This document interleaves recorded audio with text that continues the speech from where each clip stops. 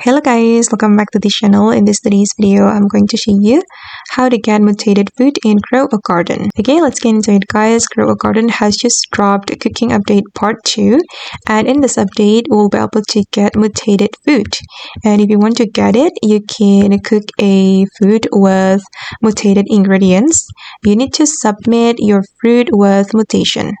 Okay, oops, sorry. Okay, let me submit my mutated fruit. Okay, I'm going to select this coconut with windstruck mutation. And then the second one, I'm going to choose this coconut. Okay, I recommend you to choose the fruit with more mutations, so you will increase the percentage. So this is the percentage to get mutation guys, and you need to reach the high percentage to get the mutation. Okay, I think I need more fruits with mutation. I'm going to submit this one. Okay, right, and you can monitor the mutation meter right here. It reached, and as you can see that it has reached 90%.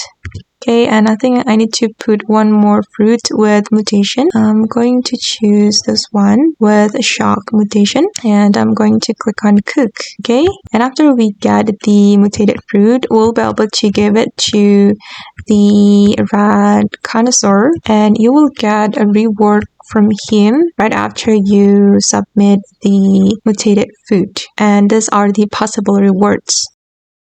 You can submit the food to the rat connoisseur. I'm going to after the food is ready here, and I'm going to select this menu, and I'm going to submit this food, and we need to choose one of the 3 rewards, and I'm going to choose this pet short automatic. Okay, and that's all the tutorial for today. I hope this video will be useful for you. Thank you so much for watching, and bye.